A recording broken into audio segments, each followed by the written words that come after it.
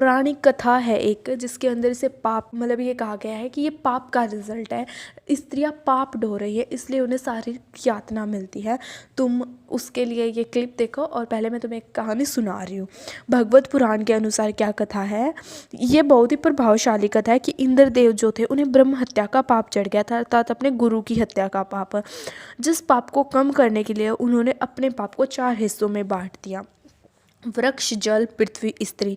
स्त्री को इस पाप का 1/4 हिस्सा मिला, जिसके परिणाम स्वरूप मासिक धर्म की यातना को सहना पड़ता है।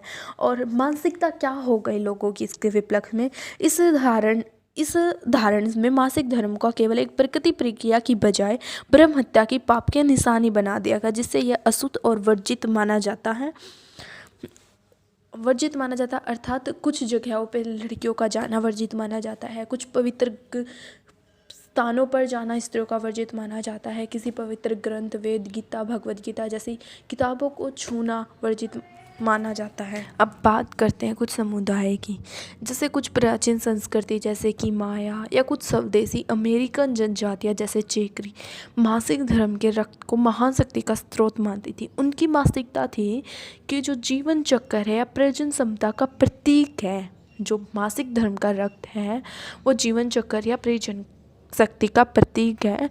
ये लोग उसे एक अलौकिक शक्ति का रूप मानते थे जो केवल ईश्वर ने महिलाओं को दी। अब रोमन के एक लेखक थे जिन्होंने ये लिखा था कि मासिक धर्म का जो रक्त है वो जादुई और विनाशकारी दोनों ही घटनाओं को करने की ताकत रखता है, जैसे कि चाहे फसलों को नष्ट करना हो या तूफान को दूर करने की स्थिति हो, चाहे अचार को खराब करना हो या छत्ते से मधुमक्खियों का भगाना हो। इसके अलावा प्राचीन और रोम जैसी सभ्यताएं थी, उनका मानना था कि मासिक धर्म के रक्त के पास वर्ल्ड क्रिएटिंग पावर होती है, और वर्ल्ड क्रिएटिंग पावर जो होती है वो केवल गॉड के पास होती है, और जिसके पास वर्ल्ड क्रिएटिंग पावर होती है उसके पास वर्ल्ड डिस्ट्रॉइंग पावर भी होती है।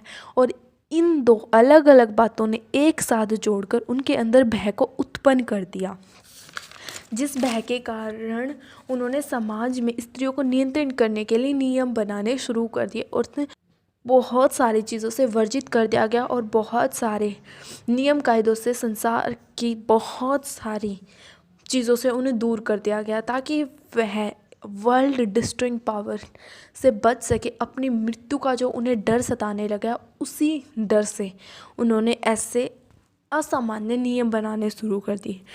और कुछ भारतीय और अफ्रीकी समाज थे, उनका क्या मानना था, महिलाओं के मासिक धर्म के समय आराम मिल सके